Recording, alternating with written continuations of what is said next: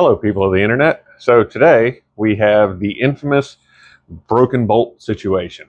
Got a 90 plus turbo manifold from the Volvo and the support stud.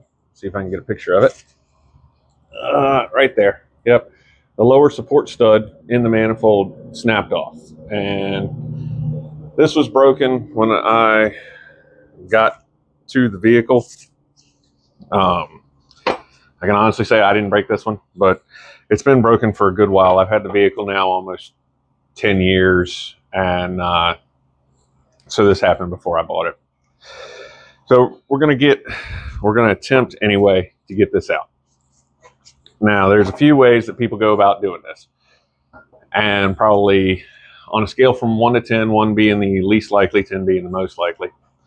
Your basic way to start with it is to saturate it with penetrating oil for any given amount of time. Throw some vice grips on it because there's not enough stud left to get a stud puller. And pray to the gods of broken hardware that it comes out. I'm going to put that at like a 1, 1.5 of actually functionally happening. Your next step in that scale would be to get your gas.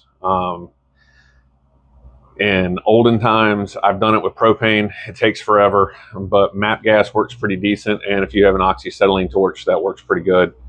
You heat it up until it's glowing. It's nice and cherry red.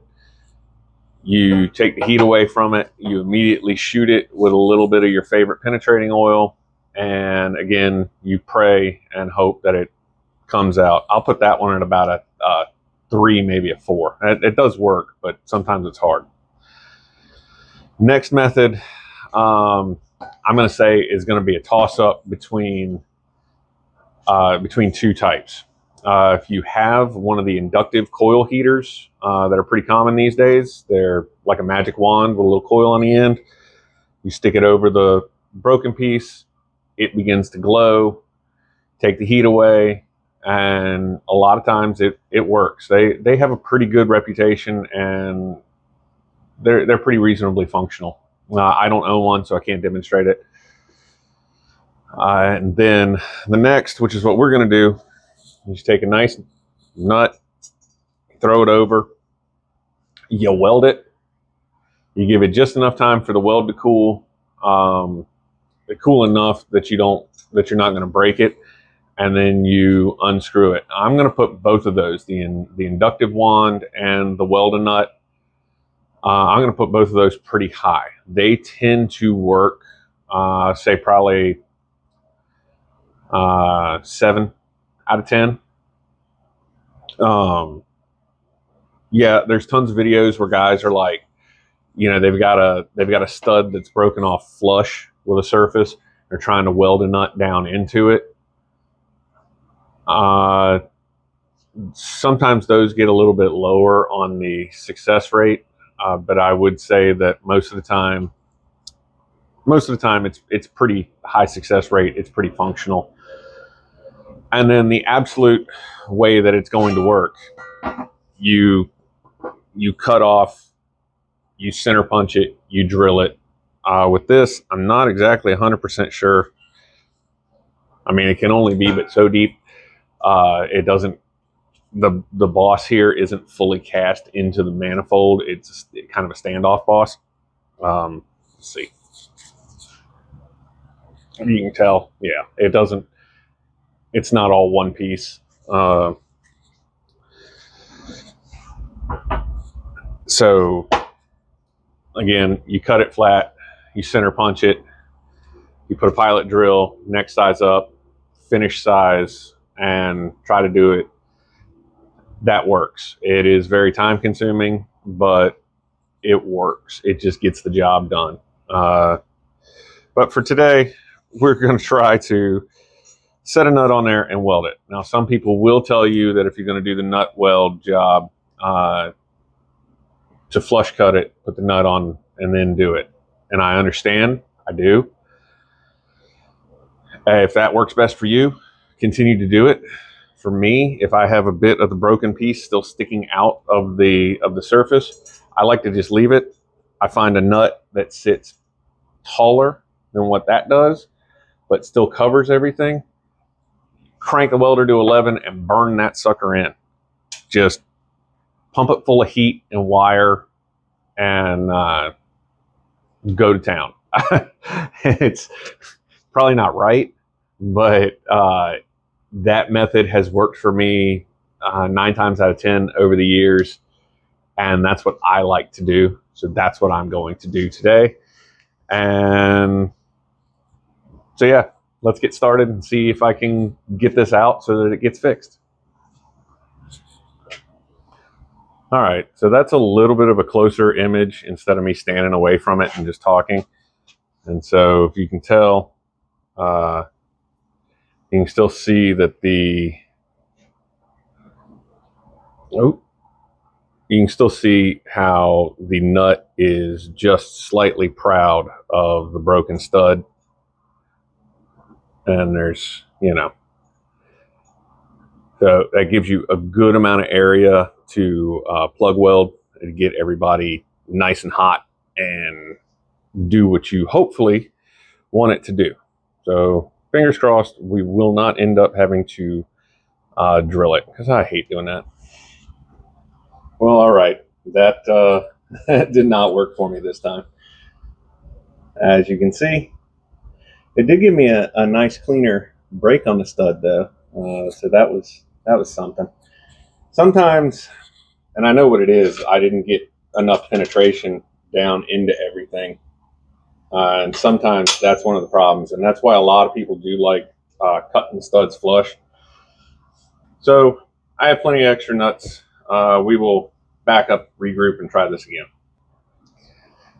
All right, second time around feels a little bit better. I paid my blister sacrifice, and this time I did not do that on purpose, but I melted through the side of the nut. I was trying to get a little bit more wire down, and just, sometimes when you're plug welding and stuff, you can more easily get through the situation.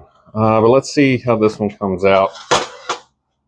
It's a little bit more finicky because of, I can't get to all sides of the nut now, but I did break it free and it feels good. The other one, when I broke it free, I could tell that the nut was falling off. And I sprayed this one too while it was still hot. You can probably see that it's a little wet looking around there. But you can also see we have started a gap, which is what we want.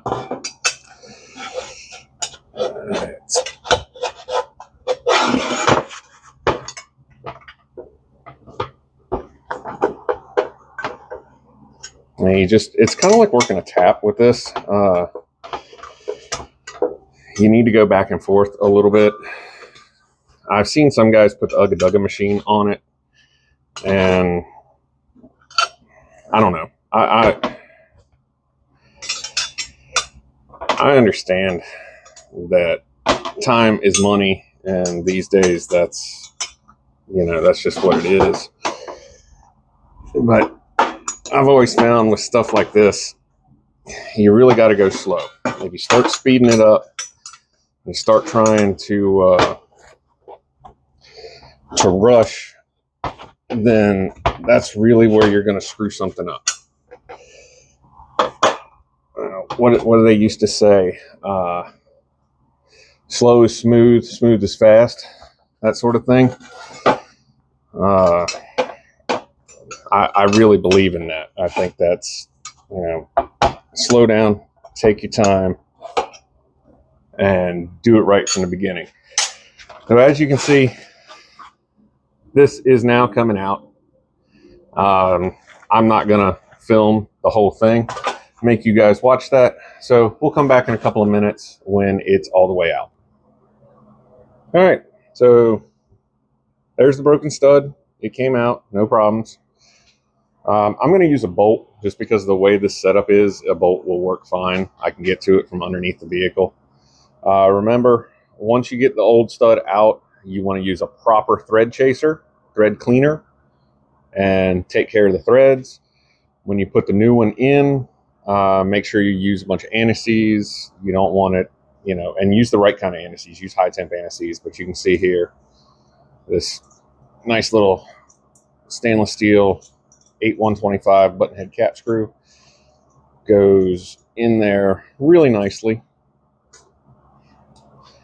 And you also want to make sure that you use your air nozzle and blow out the hole. You don't want a lot of debris or crud or anything in there. You know, you just give it the quick, you know, and it's done. So yeah, we successfully removed a broken stud from a cast iron exhaust manifold, which is always, you know, it's always a fun job. If you're doing it in heads and stuff, especially in vehicle, God, I used to hate doing in vehicle exhaust manifold stud replacement in the cylinder heads. You learn all new colorful adjectives that you didn't know existed in the English language. So, short video, plain and simple. We use the welding method. You could cut it flush and drill it out and redo it. You could use gas to heat it up and try to get it out with like vice grips.